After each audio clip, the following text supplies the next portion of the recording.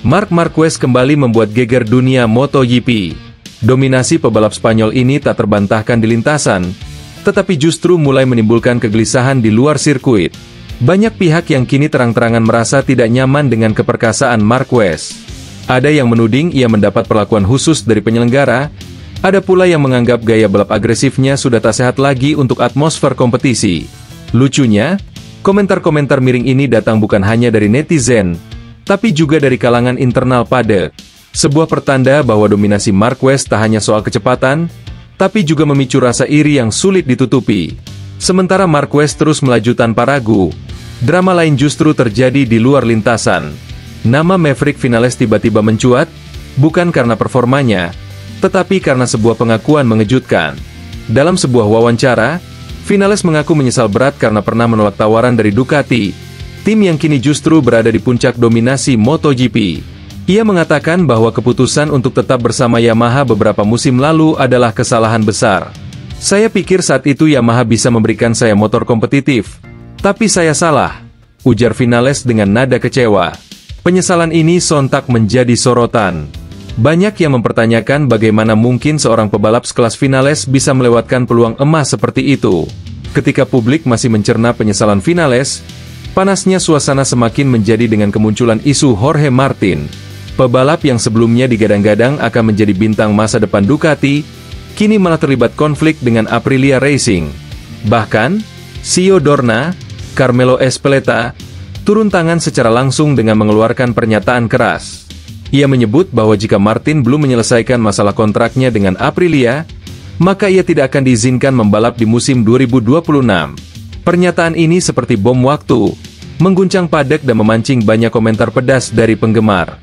Kontroversi ini semakin pelik karena Martin sendiri merasa dikorbankan oleh situasi politik dalam tubuh tim. Banyak pihak mempertanyakan mengapa Aprilia belum bisa menyelesaikan kontrak secara tuntas, padahal Martin sudah membuat keputusan untuk hengkang. Rumor yang beredar menyebutkan bahwa perpecahan internal dan tarik-menarik kepentingan sponsor menjadi penghalang utama. Sementara itu, publik bertanya-tanya, apakah Dorna terlalu cepat mengancam sanksi? Atau apakah ini hanya bagian dari tekanan agar Martin tunduk pada skenario tertentu? Kembali ke Marquez, dominasi yang ia tampilkan ternyata tidak serta-merta membuatnya disukai semua orang.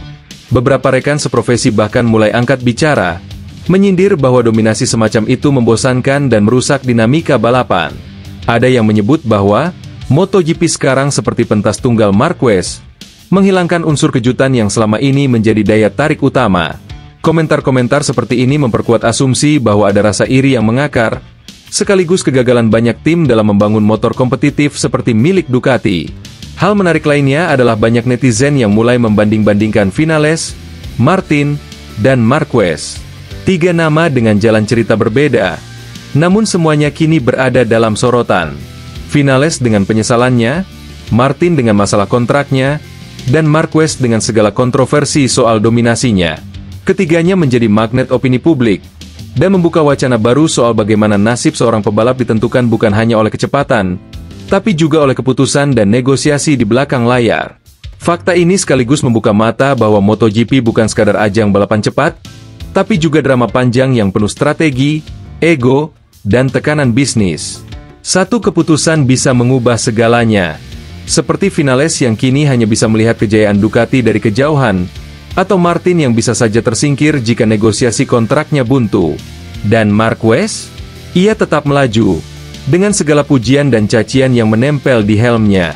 Apa yang terjadi di musim ini seolah menjadi pengingat bahwa dunia balap tidak pernah steril dari kontroversi. Justru, di balik kecepatan dan suara mesin, ada konflik yang lebih panas dan menggoda untuk diikuti. Apakah Marquez akan terus mendominasi tanpa bisa dihentikan?